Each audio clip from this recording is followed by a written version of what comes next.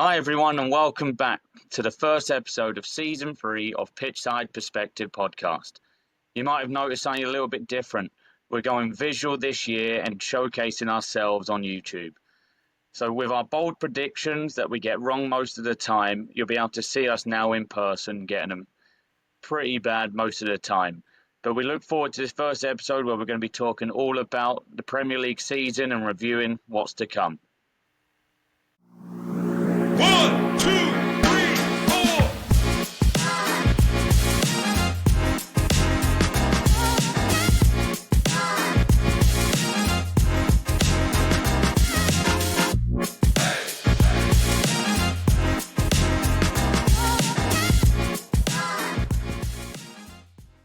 Jack, welcome back. It's a little bit different this time, but good to be back. Yep, always nice to see your face. Looking forward to the start of the Premier League. My guys, Huddersfield, already made a good start in League One. So I was going to good say, start to the I team. see your town shirt on you there. Yeah, 3-0 win to start off the season. So hopefully good things ahead. I feel like for the audience, like you should give a little bit of a background on what we've got behind you there. Obviously, I can see a little bit of some trophy wear behind your right shoulder and some Huddersfield stuff there. Proud town fan. Oh yeah, a couple of trophies, but we got some Huddersfield stuff. We got the little bit of an old birthday card signed by Cantona from when I was a little boy. The little miniatures are the best ones. Yeah, throwback with the old bobblehead miniature guys, and then little painting of Headingley Cricket Ground at the top as well. Brilliant. And yeah, you said Huddersfield have already played a game, right? Yeah, 3-0 win. Good start. Obviously a long way to go as well. Lots of new players, new manager, so lots of interesting games ahead. I feel like we had this discussion this time last year where you were very optimistic about the season and then it kind of went downhill, right? Yeah, to be honest, the first half of the season was going well, and then actually January bought players that I think everyone thought we needed, and then that's when it all started going wrong. Interestingly enough, when we got the strikers that everybody wanted, so more new players came in over the summer. Chairman continues to back the new manager this time, so hopefully he will be rewarded with a promotion this year. You're saying automatic or playoffs, or you'll take anything? Well, I mean, we'll take anything, but obviously it'd be nice to go automatic. We also have a really good record once we get into the playoffs, historically, so either's fine. Getting up would be great. Like it. So in prior seasons, we've obviously given each other a little bit of a trivia question, and where we go each week and give each other a trivia question, try and trick each other up. This season, we're going to change it. We're still thinking of what we might call this, and we're going to ask you, the viewers, to come up for the next episode of what we might call this segment. Well, what we're going to be doing is testing each other with trying to guess the player using 5 clues. So each week, myself and Jack are going to take it in turns, and we're going to keep a leaderboard. We're going to keep a leaderboard throughout the season, and obviously we start off with the hardest clue. Hardest clue, if you can get it after that one clue, 5 points. Then obviously clue 4 is 4 points, and then it works its way down to the last clue, only getting a single point. So Jack, how do you feel about this? You think you've got the knowledge to beat me in the leaderboard? No, because I would say my knowledge of players is declining year on year from when I was young to now. And there's so, thousands and thousands of players, so narrowing it down clue by clue is going to be hard for sure. So you think you're going to get a lot of 1-pointers rather than 5-pointers? Or 0 pointers. Might not even get it. Yeah. We have to say, though, every player has featured in the Premier League, so we've got that to go off. But I think what we'll do as well is, even if you throw a guess out there, we'll still do the next clue. I think we do the first 2 clues before we start the main bulk, and then we'll give the rest of them at the end and see where you're at. So okay. I'll go this week, and Jack, are you ready for it? I am. So, clue 1. This player has over 100 international caps for Belgium. Okay. So I should take a guess. You should take a guess, because you might get it. Okay. Let's go Belgian players. We'll go Company. Okay. That's what you're sticking with. You sure? Yeah. Okay. So we'll give you the second clue just to see if you get it. So it wasn't Company then? It might be. It might not. We'll have to reveal it at the end. But we'll see if you want to change your answer up. But we're going to second question. Well, second clue. This player has played in Serie A, the Premier League and the Belgian Pro League. Yeah. Uh, so obviously Lukaku also played in Serie A, I think. So I'll change to Lukaku because I'm not sure if Company did or not. All right, so you're locking Not in. great knowledge on Belgian players, to be honest. Yeah, so you're locking in Lukaku. For now. Okay, so we'll come back at the end of the episode and we'll give the next few clues, but to the listeners and to the watchers now, let's see if you can come up with the answer. Premier League kicking off very very soon. Um, the excitement for it, like this summer we've had the Club World Cup, but it hasn't quite been the same. Like obviously there was no World Cup, there was no Euros, no Copa America. So I mean, I'm just buzzing for that first game. Yeah, quiet summer. Even the soccer that has been going on, Club World Cup and whatnot, maybe hasn't been as successful as people would have liked. And I'm sure they'll take on feedback and improve it in years to come. But I think everyone's ready for the season to start now. Yeah, no, agreeing with that. In terms of our predictions, we start at the bottom, we start at the top. What are you thinking? Let's start at the bottom. See, I think, and I'm going to put a little bit of a bold shout out there. A lot of people that I've spoken to, and it's happened in the past, right, where the free promoted teams become the free relegated teams year after year, and it's so hard now to stay in the Premier League.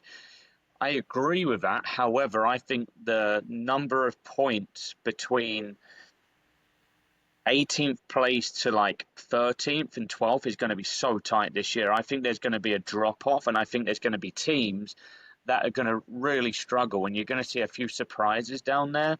Um, I do think the favourites obviously to go down are the three promoted teams, and I would say out of those three, the one who's got probably the best hope of staying up is probably Leeds United. And I think that just comes from a little bit maybe more experience, and I think they've done really well in the transfer market. Maybe not just signing players, but keeping their stronger players as well.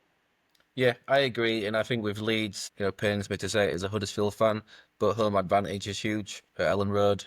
The atmosphere that they can generate there, if they can get points, if they can get wins and score goals at home, that's really kind of their base for survival then, I think, and then try and pick up what you can on the road. But home form is going to be crucial for Leeds. I agree that I think Leeds out of those three teams have the best chance of staying up. Yeah, I was looking at like outside of those three teams, who else could get drawn into it, and I think the teams looking over their shoulder the most. I think one, Brentford. Not only have they lost their manager, there's going to be question marks about Keith Andrews. Can he do it at this level? He might have been a great number two or backroom staff, but can he do it? They've lost Mbuemo now. They're about to lose Visa, I think, out to overseas. Christian Norgard, their captain, is gone as well. So there's a few question marks hanging over Brentford's head. They've fluctuated a little bit and they've always been safe, but I think this could be the year that they might get stuck. Yeah, and even before that, losing Ivan Toney, and the panic was who's going to replace that. They've managed to replace his goals, but now they've lost Bueno again. So it's how many times can you keep getting away with losing your best or your better players? And then I think the manager's a crucial one as well. Not only because of his ability as a manager, but I just think that belief that was there before, when the manager walks out, does that belief that the players and the fans and everyone in the club has, does that walk out of the building with him? Yeah, no, if I'm a Brentford player, like you look at the players that they've lost, sorry, there's probably a reason. Thomas Frank is a big part of that, of why they've decided to leave. And I think the other club that should be really looking over their shoulders is West Ham. I saw West Ham in the Premier League Summer Series, and they're a club where they done well under David Moyes because of that certain style of play Moyes brought to West Ham the other year. West Ham fans have always cried out, we want entertaining football, we want to be wowed at games, and we don't want it to be boring. So they brought in Graham Potter, who's known as playing attractive stuff. But it takes a lot of time, and I don't think West Ham have got that partnered with. I don't think they've done very well in the transfer market. I don't know if you saw, they've signed Callum Wilson, and this blows my mind, right? They've signed Callum Wilson, who 3-4 years ago was a good player, but he's being paid £9,000 a week.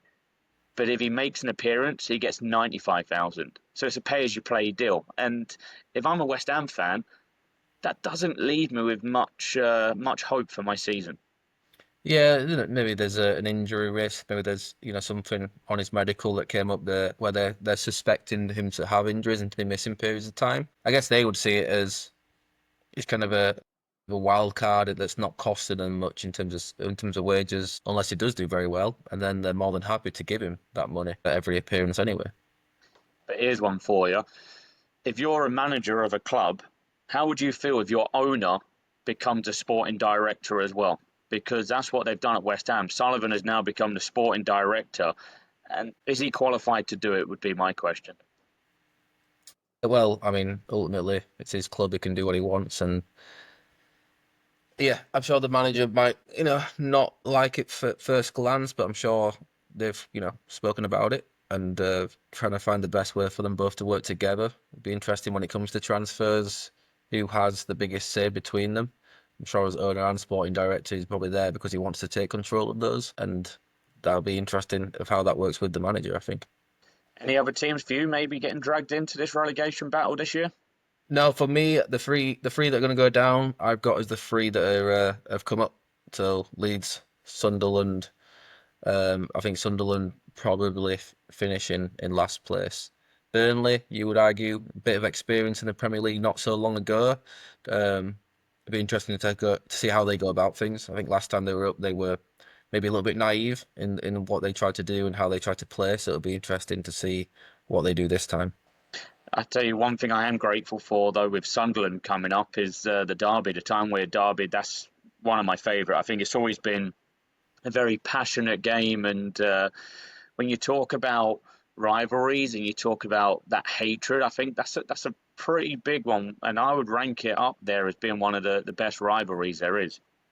Yeah, that'll be great. I'm sure it'll be televised. I'm sure it'll be yeah, it's going to be obviously a sellout on both grounds, and a lot of people outside the stadium probably wanting to get in as well, and then fighting for the rights to kind of go celebrate that night.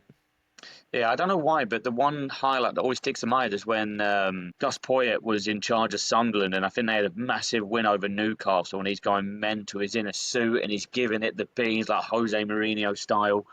Um, yeah, it's just a great affair between them, and yeah, looking forward to that. So they're moving out of the relegation battles then. Race for Europe. We can talk about top four. We can talk about that fifth, sixth, seventh. Obviously, that top four really is becoming a top five now, based on how the teams in England do in the Champions League. But I would be quids in to say that fifth place is getting you Champions League. It's likely, but if you not guaranteed. Um, I've actually got in fifth place Aston Villa. I think we'll take fifth spot. See, I think the thing with Villa, the one thing they have going for them is the gaffer. Unai Emery, I think, is up there in the top three or four coaches in the Premier League. And I think Villa now are in a position where finishing between fourth and eighth, I don't think is good enough for them anymore. And I don't think it's good enough for the manager anymore. I think he has aspirations to go and want to win stuff. And I think Villa this year have to be having a run in Europe, have to be having a run in whether it's Carabao or FA Cup, because I think that gulf for the top four, like you've put in fifth, is so hard now. Chelsea have improved. Arsenal have signed a striker. You got Liverpool, City. There's going to be a gulf now between fourth place and the rest of them. So those teams that are out there, I think, have got to take these cup competitions very serious.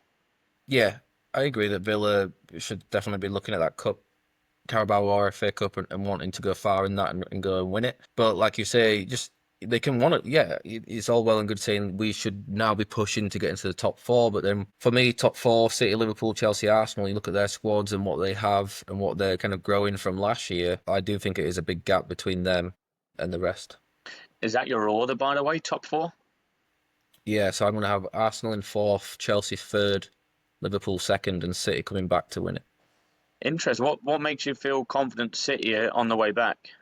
Well, I think everyone always agrees winning the Premier League once is very, very difficult. Winning it 2 years on the bounce that's kind of really the sign of great champions. Liverpool have lost maybe one or two players, but also done very well in the transfer market, I would say. So it's nothing against Liverpool's squad or talent. I think they'll be right there. But once you win the league, everyone's hunting you down, everyone's coming for you, everyone raises their game. And how many players do they have that are used to that expectation and that pressure of being champions and defending championship compared to City? That they've been there, a lot of their players have been there and done it. Pep's obviously been there and done it numerous occasions. So City will be wanting to kind of really come back with a bang and blow everyone away. We have to say that we're recording this before potentially Isak goes to Liverpool. I think if he goes to Liverpool, if he does go to Liverpool before the season starts, or even in the next few weeks, that to me makes Liverpool easily favourites. I think that really propels them into a different world. I think City, I agree with some of your points there, and I think City are, when I look back at Man United, when we would win the league or back to back, there was always a spell where they would drop off. And I think that's what City had last year. But I think that they've got their recruitment right. They've got rid of De Bruyne in terms of they're getting rid of the old and bringing in the new. Like the lad they've brought from Lyon, Ryan Cherky, I think he's going to light it up. I mean, he might frustrate. And I saw there was a clip in a friendly, Pep's like pulled him by the scruff of the neck and like giving him an absolute rollicking. But it's like, I think they're now, the new guard is coming through, but I don't think it's going to be good enough yet to beat Liverpool. I think for me, Liverpool are going back-to-back title winners. I mean, it's very sad to say, but obviously Liverpool have another reason now to really want to push and do it for Jota and do it for his family. And I'm sure they're going to hold on to that feeling of loss to really inspire them to go and win it. And I think there's no better way of living through somebody than lifting that title at the end of the year. And I think Liverpool have got that. And I think, like you've said, Liverpool, I think, have had the best transfer window so far. Kirk, as you know what you're getting out that left back in terms of he did it for Bournemouth. Question mark is whether or not he can do it on a bigger stage. We'll find out. And then I'm trying to think. Frimpong, I think, is a great signing as well. So you've got those two. You've different player to Trent, but you've replaced that position. But I wouldn't cast shadow over Connor Bradley. I think he can come in and do a job there. So I think Liverpool have had a very good window, and I think I wouldn't be surprised if you see them sign Isak and then sign maybe another defender just to really bolster them. Yeah, and I think with Nunes, I think is pretty much confirmed to be out the door now. So Spurs up maybe a little bit more money for Isak if they need to go that extra distance to get him. 150 million has been thrown around. I think that's probably I would say that's too much. I think that's a lot for him. I think that's Harry Kane and Mbappe money, right? And I don't know if Isak's really that. Although I think he's a great player. For me, I agree with everything you're saying that Liverpool won the league last year and they've had the best transfer market, so then they should be favourites to win the league again. I just think that there's this thing that you can't really measure when it comes to pressure and expectation and defending a title. And at some point they're going to have a bad patch, and that's going to be the real test as defending champions. Maybe 2 or 3 results on the bounce that aren't what you want them to be, and what character they show in those times. So we're saying as well, it's not going to be Arsenal's year yet again. They've been knocking on the door. We've obviously spoken last season about the need for a number 9. They bring in the big guy up top, who I'll let you pronounce his name, not me, because I'll butcher that. Is that enough? Is that enough of what they need, or are Arsenal still falling short? I think they'll be good. I just don't think they're as good as City or Liverpool, and I think Chelsea are getting better and better, which is why I put Chelsea in 3rd and Arsenal in 4th. Gyökeres, I think I've got him as my player to watch, because I think it could go either way. Obviously, he's got a great goal scoring record coming from Lisbon, but he has been in England before and maybe not had the success that he's had. It's a different league, and you've seen that. I mean, you've seen that firsthand with Man United's attempts to bring in players from outside the Premier League and not quite being able to do it in the Premier League because it's just maybe a little bit of a different style. So I've got them as 4th. I think they'll be, in terms of quality and points, a big gap between Arsenal and 4th and the rest, coming in 5th, 6th, 7th. And Gyökeres is the one to watch for me, in which he could score 25, 30 goals. He could score 5. It's interesting with Gyökeres. Is that how we're pronouncing it? Sure. I was talking to Brody today, actually, and he came out of this stat that basically all of his goals last year, except I think a handful, 3 or 4 goals were against the bottom half of the Portuguese league. So he's scoring goals against the bottom half, but is he struggling against better teams, better defenders? So I think, to your point of a player to watch out, like you said, he's either going to light it up or I think he's going to go missing a little bit. And you've got that price tag hanging over your head. Can he handle that? Yeah. And when I say player to watch out for, I'm not even necessarily saying that in terms of watch this guy is going to score a ton of goals. I just think he's the one to watch that could go really either direction. You know, after a few months, they could be putting Havertz back up there at striker. Yeah, it's. I think the one piece of business Arsenal have done really well is strengthening the midfield, though, and taking a reliance off of Declan Rice, Zubimendi, and Christian Norgard. For how much they paid for him, I think that's a smart bit of business. Like, if you're playing what they're going to be playing over 45 games with Champions League, if you're talking like 50, nearly 60 games, Declan Rice needs a rest. You saw that in some games; he got stretched a little bit thin. Thomas Partey's left. I think Norgard and Zubimendi are going to really solidify that Arsenal midfield, and they've always had a good defence. So now it's a case of, can they score the goals? Because you look at title-winning teams, they've scored enough goals. I would say Zubimendi, yes. I think, we just talked about Liverpool and think about the players. We're talking about them bringing in Isak, they brought in Wirtz, who's my signing of the season so far. That's the caliber of play. They're trying to bring the very, very best players from around the world into that team. Can Arsenal say that with Norgard? I don't think you can. So especially when they've got ground to make up. Same with Gyökeres. Is he really the best of the best? Maybe. Well, only time will tell. But compared to, who would you rather have, him or Isak? To me, that's Isak every day of the week. So, they've got ground to make up, and they're not buying the same caliber of player as a Liverpool.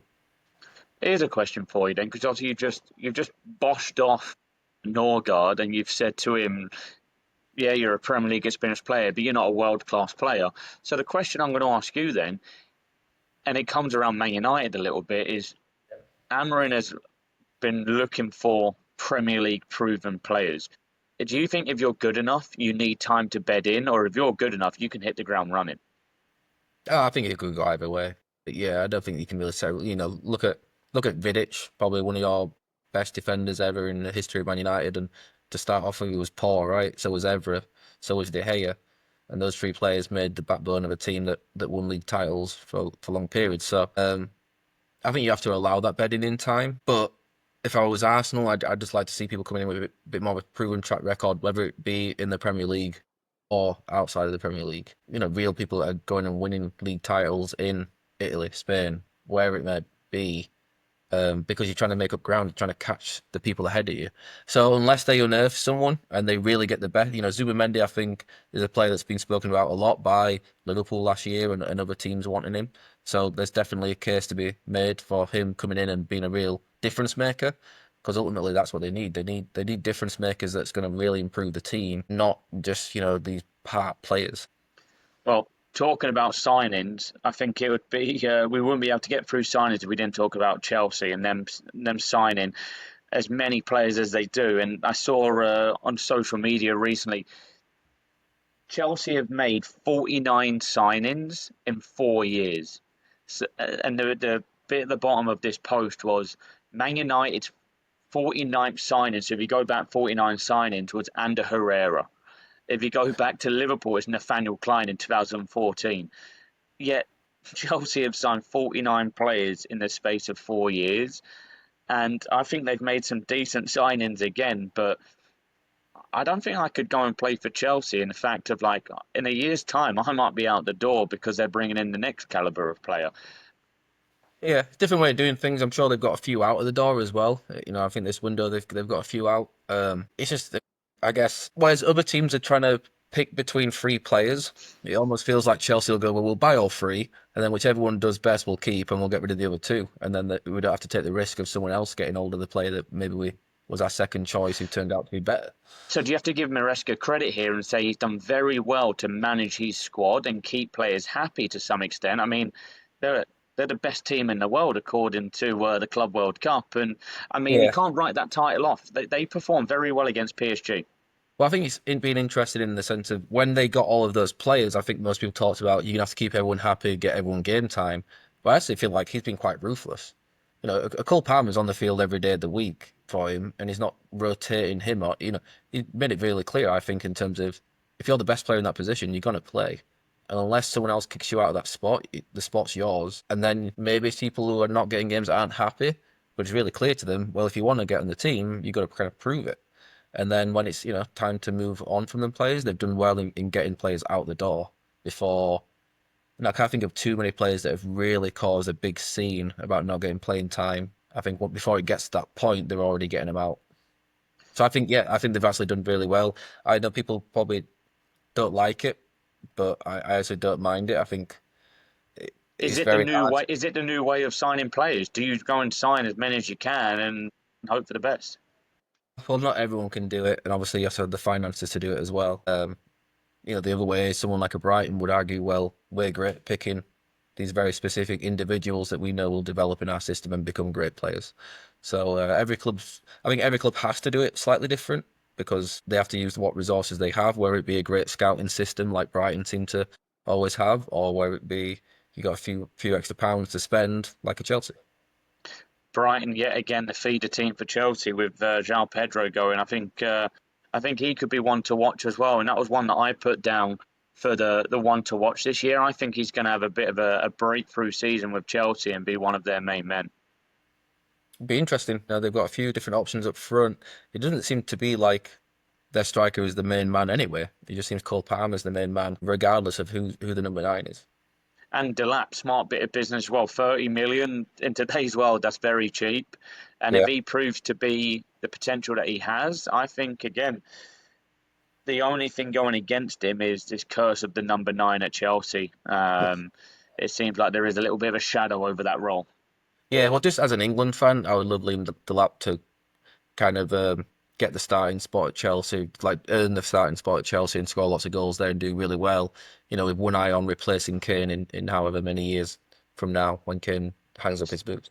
Definitely a similar style of player, right? In terms of like how he plays the game. I would say, if anything, Delap's maybe a little bit more ruthless in terms of that aggression and going body for Yeah. body than Kane is. But I think more aggressive, more kind of hits the channels and gets in behind. Maybe lacks that kind of passing range and that Kane drops in to get on the ball sometimes and uses. So some similarities, some differences, but if he can be a goal scorer, I think that's all that matters. That's for England.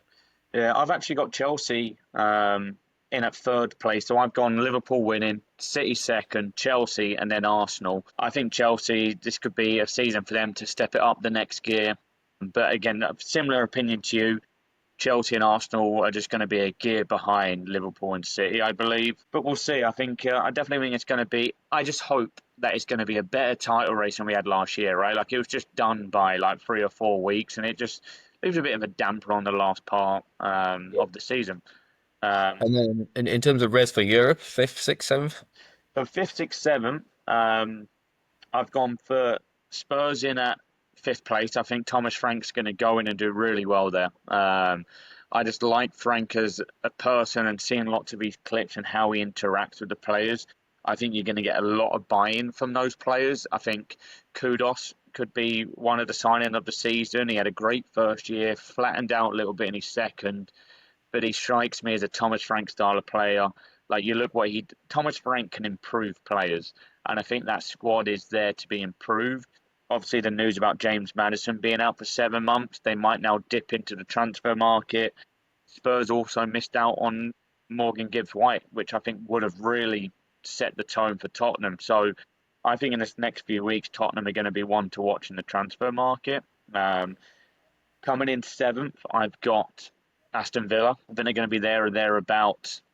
I think they, like I said earlier in this episode, I think they should be looking more on external competitions, your FA Cups and Carabaos, to get some silverware into their trophy room. Because looking back, if you're a Villa fan, looking back 10 years from now and saying, oh yeah, we played great stuff and we finished sixth. Or can you look back and say, you know what, we won the FA Cup. Look at Crystal Palace. They now can look back and look at winning trophies, and I think that's massive. Yeah, and I think it could be a really good year FA Cup and League Cup wise. I think last year was a really good year, just having a couple of different teams winning those competitions. But I think to me, like that top 8 just seems to be getting better and better and distancing themselves from the rest. So then it's like, all right, if you can't get top 4, you've got to go after those trophies. And I think that's why the cup competition last year was so good, even the Carabao Cup. And I think this year it'll be the same again.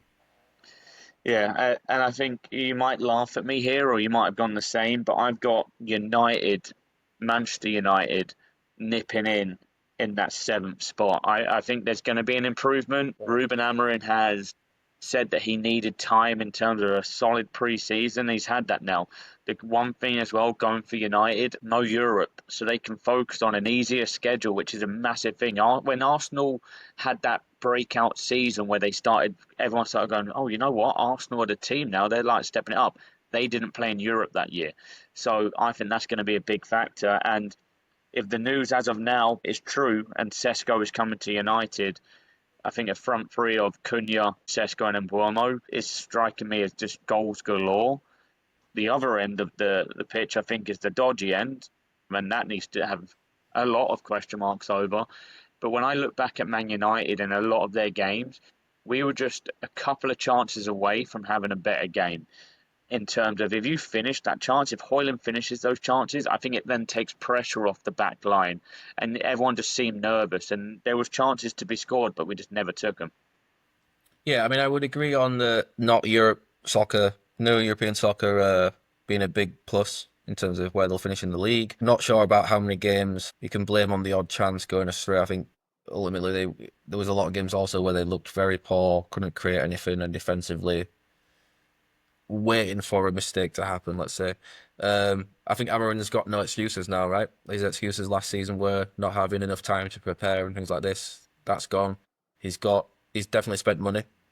I think Sesko will be a little bit like Gyökeres. I think that'll be really interesting. I think probably a lot of people know about him and have been watching him for the last couple of years as a young striker who would at some point join the Premier League. I was just surprised Arsenal didn't go that route. So now he's got his men in, and especially if he gets Sesko in, he's got no excuse about the pre-season. He's got to get success. Would 7th place count as success for Man United? Is another question that'd be interesting as a Man United fan for you to answer if you think that's a successful season. And my last point would be, even if they get Sesko, I would still like them to keep Højlund. That's still got to, you need more than just one striker. It can't just be a case of Sesko comes in and you have to get rid of Højlund. He's still young. He's what, 21? Yeah. He's building experience all the time. He has, for me, I know the stats probably don't back it up great, but I do see something in him where he will become not a Man United great, but a solid option as a striker for a Premier League team, whether it's Man United or otherwise. So here's one for you. If there's no outgoings at United and you've got Sesko, Højlund, and Xerxes, play one, bench one, sell one, what are you doing? I probably sell Xerxes. I Yeah, he think hasn't impressed you. well, it's why I think he showed some moments where he was able to link up and all of a sudden use his size and strength to hold the ball up and little turns around the corner and bring other players into play. I don't know what type of striker they want. I think Amarin formation and style of play, people are still trying to figure out a little bit in terms of what does their number 9 look like. Is it a target man? Is it someone running in behind? Is it just someone in the box scoring goals? I don't see Xerxes as an actual goal scorer. But I No, and start with Sesko and Holland. he showed some glimpses of some really intelligent play, but I don't know if it's suited to the Premier League and how Ruben Amorim wants to play. But I think you're spot on in terms of this is a massive season for him to prove who he is as a manager. But then saying that, Omar Barada, Wilcox, the people behind the scene have said this is a long term, and Ruben Amorim is going to need many transfer windows to get this right. But I don't Yeah, think we can't go another year without Europe financially. yeah. The money's going to talk eventually. It's all well and good saying it, and ultimately, what else are they going to say? They're not going to come out and say, this year's do or die for Amarin. Yeah. They got to say the right things. But ultimately, if millions of pounds are constantly going out the door because we can't get into Europe, they're going to make that decision. So who's your fifth, sixth, seventh then? So I got Villa in 5th, Newcastle 6th, and Man United 7th. So I'll ask you again because you dodged the question. 7th place for Man United, is that a successful season? I think it has to be. I think if you look at how bad we were last year, priority one is getting back into Europe. And I know seventh isn't Seventh is a Conference League probably, but there needs to be that midweek fixture under the lights. Financially as well is important, and we've seen with the likes of Chelsea, winning this Conference League has propelled them then going forward. And I think criteria to get into the Club World Cup in 4 years' time is going to be winning major European competitions, and Man United have to be in that category. And you look at someone like a Sesko. These players are still choosing Man United over other clubs despite finishing 15th. That shows how big they are. So, yes, 7th isn't good enough, but I think it would be success based on last year. Yeah, and I think that's another point is, okay, one season finishing 15th, players still choose Man United. Another season finishing in the bottom half of the league, maybe that stops. Yeah. As big as, as big as everything else is. So 5th, 6th, 7th, who have you got there? So 5th place Spurs, 6th place Villa, 7th place United, Manchester United. The reason being Newcastle dropping out of that is if they sell Isak, I don't think they're going to replace him with those goals. Even if they bring in a decent striker, he was the main figurehead there. And I also think Forest just have had that one season, and I don't think they're going to be able to maintain that. Yeah, I agree on the Forest point. Isak, be interesting if they do sell him. Is there enough time, and do they have anyone lined up ready to replace him and spend the money on someone to replace Isak? Relegation? I have Sunderland, Burnley, Leeds. 3 up, 3 down. Yeah, I've got Leeds being safe. I've gone for Brentford, Burnley, and Sunderland. Sunderland rock bottom, Burnley second bottom, and then Brentford having a relegation battle against the West Ham, Wolves, Leeds. I think there's going to be a bit of a battle going on that bottom end. We're going to have to see, but I guess one question we should look at as well is we talk about teams and managers, so to speak, really being on a knife's edge of they're either going to go one way or the other. So for you, who's going to be that first manager getting the chopping block?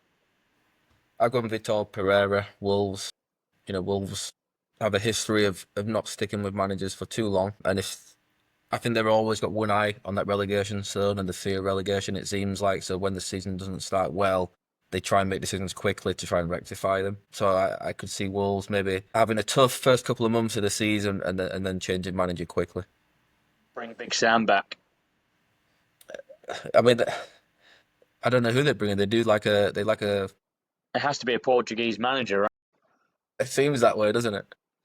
I feel like if you're the sporting director at Wolves and you're looking for a manager, number one on the list priority has to be Portuguese. But I mean, to be fair to him as a manager, I think they picked it up towards the end of last season. But yeah, Wolves are a team, like you said there, that are always toying with death, really, aren't they?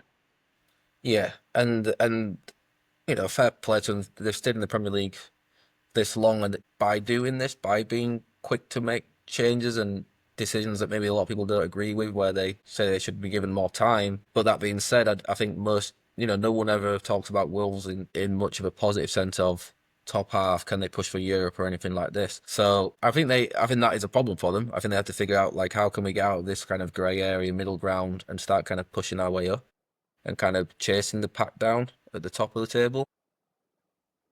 But I think they're going to change manager quickly again this year. Yes, and it's going to be an interesting one. And for me, I've got 3 names. 2 are going to be not shocking. One's going to shock you, I think. I'll start with the 2 non-shockers. I think Graham Potter is going to struggle at West Ham. He's trying to implement a certain style there. Don't think Sullivan's going to give him enough time. It will be October, November time. They're near the bottom. He gets shipped out and the next one comes in because Sullivan is a money man. He's not going to want to toy with dropping down to the Championship. And the second one is going to be Moyes. I think, unfortunately, them going into a new stadium, I just think there's going to be a lot of changes. He hasn't really been backed enough, I don't think, in the transfer market. And I think Everton are, again, one of those teams similar to Wolves that are always near that fighting zone. Yeah, sometimes not being backed in the transfer market gives you a little bit more rope when it comes to sacking the manager, right? The manager has a bit more time just because he hasn't got the pressure of a lot of money being spent. And I think going into a new stadium, Moyes and his history at the club, fans are out behind him. Maybe they actually do better than a lot of people expected with that kind of backing from that new stadium, which looks fantastic. Well, that then leads me on to my shocking potential sack, and it has to do with the transfer window. And I think there's a small chance of it, but I would keep an eye on it. Oliver Glasner at Palace. Yeah. Fantastic last year, but the rumours are whirling around that he hasn't been backed enough in the transfer window, having just won the FA Cup, and he might walk away. So it might not be a sacking, but I can see that happening. It's happened in the past before that managers haven't been backed, and before the start of the season, I'm trying to think who it was last year. Who was in charge? Gary O'Neill Yeah. took over at Wolves. Was it Nuno? But I think it was the Wolves manager before Gary O'Neill left like a day before the season started, and everyone was in uproar. Oh, it was what's his name? The guy who was the Spanish head coach, Lopetegui. He left, and then Gary O'Neill's come in. I think that could happen at Crystal Palace. I think Glasner, if he's not getting backed and he's not happy with that relationship with the chairman, then he might make his decision. Look, I've just won the FA Cup. I'm a hero here. Let's go. Yeah, I don't know. I think that's a rash decision to make unless you've got something else lined up, knowing that you're going to get a job elsewhere. I guess if he does leave, then he's in line for replacing whoever the next manager to be fired is. But I don't see that. So, but your answer to the first manager to get sacked is to just name all the managers in the league, and then you can.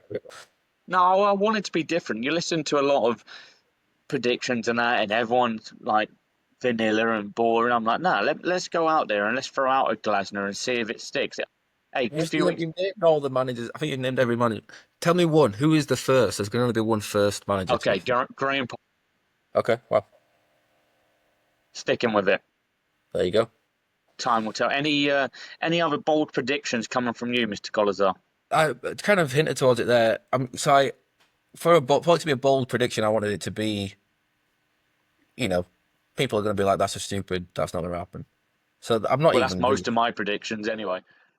So I'm not even really saying this is definitely going to happen. I could see a world where it does happen, where Everton finish in eighth. Just individuals kind of find a new level. The team as a whole find a new level. New stadium, good feeling around the club. Moyes there, showed glimpses of it towards the back end of the season.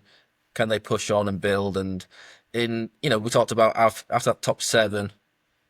I don't think I had Tottenham in my top seven, so people would probably expect them to be eighth. But outside of that, I don't think there's a big difference between a lot of those teams. And then if Everton can become the solid team that don't concede many goals, backed by a Everton crowd, always great. Now in a new stadium as well, I could see them really improving on last year's. I think they finished maybe 13th, something like that last year. So it's not, it's five places higher. Interesting. Well, it'll be interesting when we come back for our final countdown of the season and see where that prediction is. My other kind of obscure opinion that I think will happen this year, which is it can't really be measured, but I think the style of football will change. I think last year there's a lot of unhappy people talking about boring soccer being played sometimes and it being quite slow and kind of overplaying and giving the opportunity for defenders just to sit in and be a big block. So I think a few teams might go a bit more direct, a bit more kind of throwing it back to a past style of soccer where people are playing football that's a bit more direct, a bit more aggressive and faster paced. And I think it'd be good to see that as well. But these trends kind of go around in circles. Interesting. I think you're spot on there in terms. There's been a lot of people crying out for a change of styles, right? That Pep has ruined the game, and obviously you're a fan of like watching the games at League One, and you're seeing teams do it there and messing up time and time again. But no, I would like to see a slight change, and I think we're going to see that. It might just take a little bit more time. But Yeah. the one thing I'm looking forward to this year is the semi-automatic offside rule. Hopefully, it speeds that up. Yeah, we'll see. I think just like VAR, only time will tell in terms of being able to see it in action over a longer period. I don't also twist my words. I never said that Pep ruined football, so don't try and slip that one in there. I'm pretty sure that's what you were hinting at. So we'll put that as in the caption. Jack says Pep. So if we get Pep on here as a guest one day, I'm going to have to bring that up. He's on next week, right? Yeah, I think 2 weeks time he's coming on. But But that kind of rounds up then our bold predictions, shall we say?